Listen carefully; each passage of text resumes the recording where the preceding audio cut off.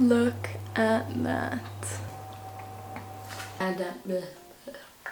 Cannabidiol. Cannabidiol. Putain. It's cannabidiol. Cannabidiol. The beauty of making vegan cookies is that you can actually have the cookie dough and not worry about getting sick. If you want to have cookie dough, leave it in the fridge for a few hours and add almond butter, like me later. Hey guys, it's Chris here from Vegan by Chris, and today we'll be making some delicious vegan cookies. What kind of cookies do you ask? CBD, vegan, marble cookies. Delicious, soft, chewy, Moorish cookies filled with CBD to leave you feeling good, not just on the taste buds, but throughout your whole body. Today I'm working with Ruderalex to bring you the gooeyest, yummiest CBD cookies using their full spectrum CBD sunflower oil that you can find on their website. But before we start, I'd like to tell you a little bit more about CBD oil, what it is, why people use it, how it feels, where you can get some, and more about Ruderalex as a company. What I'm using today is the Ruderalex Organic Full Spectrum CBD oil. It's sunflower oil with CBD and it's at 5%. So it contains 500 milligrams of CBD in a 10 milliliter bottle. It comes with a dropper, so it makes it easy to portion how much CBD you're going to have, and it's going to make it easy for us to know how much CBD each cookie is going to have so that you don't have too much. Cannabidiol. Okay. CBD stands for cannabidiol, and that is the second most active compound in the cannabis plant. The first one being THC. Oh god, I don't know how to pronounce THC.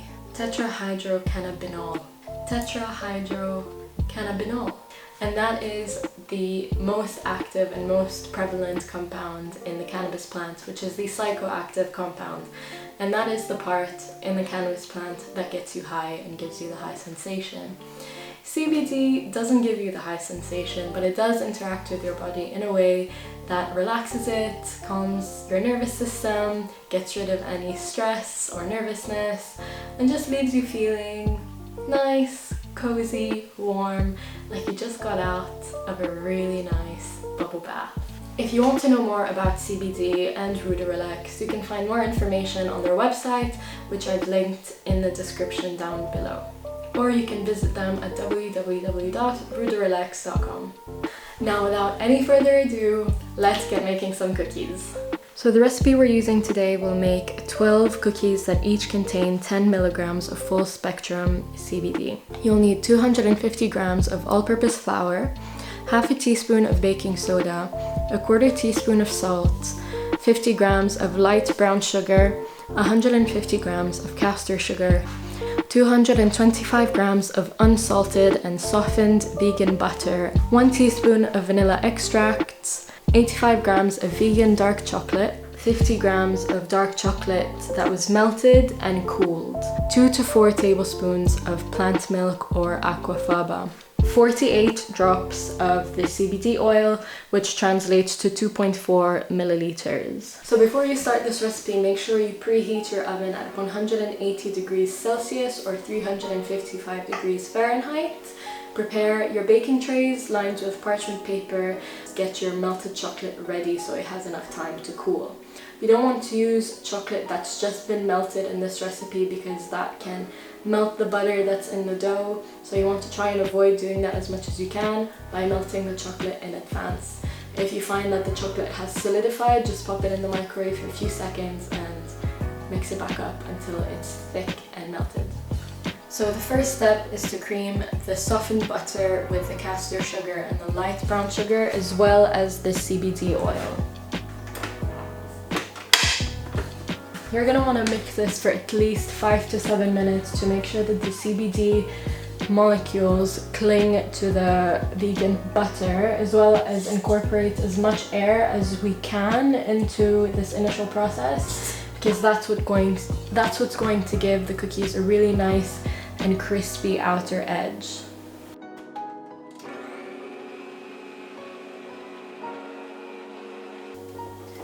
Okay, so once the butter and sugar is nice and creamed together and light in color like so, it's nice and creamy and fluffy. Now we can add the vegan milk or aquafaba, whatever you're choosing today, and 1 teaspoon of vanilla extract, and then continue to mix and fluff up for another 5 minutes, 5 to 7 minutes. So after 5 minutes, it should be even fluffier and lighter in color, like a cloud. And now we're ready to add in the flour, the baking soda, and the salt. I've already mixed all my dry ingredients in one bowl, so I've got the flour, the baking soda, and the salt in here. And we're just gonna pour that in, try not to make a mess. And then we're slowly going to mix this or pulse this to just combine. We don't want to overmix the dough to avoid getting rid of all those air bubbles that we worked so hard to get. And once we've done that, we can add our dark chocolate chips or our chopped chocolate.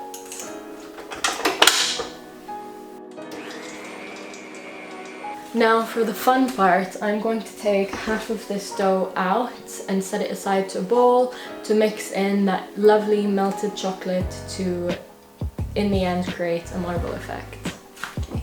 You don't need to be super precise about it, just get approximately half into a bowl, dark chocolate that I've melted and allowed to cool. As you can see, there's quite a lot of chocolate in here. Don't ever waste this. Put a bit of milk in it, put it back in the microwave, and then enjoy a lovely cup of hot chocolate. So now I'm just gonna mix this until just combined. You can mix it thoroughly if you want, and you can also leave streaks, it's up to you. Let's have a look at that. That's amazing. And now we can mix in the rest of our vanilla dough to have our marbly cookies.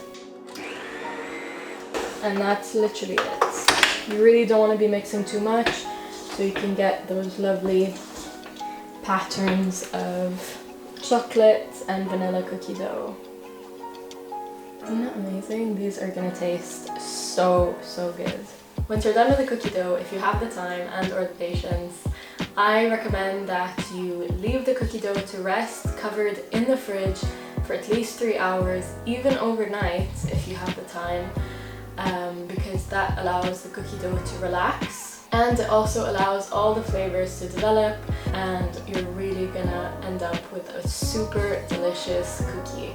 If you don't have the time, or if you're impatient like me, just portion the dough. It'll taste absolutely fine, it'll still be super delicious, but it just takes it that level up.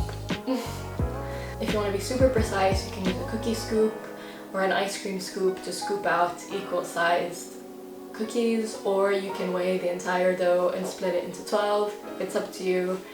I like to weigh it myself. I typically weigh mine at around 47 to 48 grams. You can round it up to 50 if you want them a little bit bigger. Now that we've portioned our cookies, we're gonna bake these for 7 to 8 minutes. If they are a little bit bigger, give them maybe 9 minutes. Don't touch them, don't smush them. Leave them in perfect little scoops or balls, and they will spread out in the oven. So make sure that you do leave them spaced out. Don't crowd the pan too much, and bake them in the middle rack.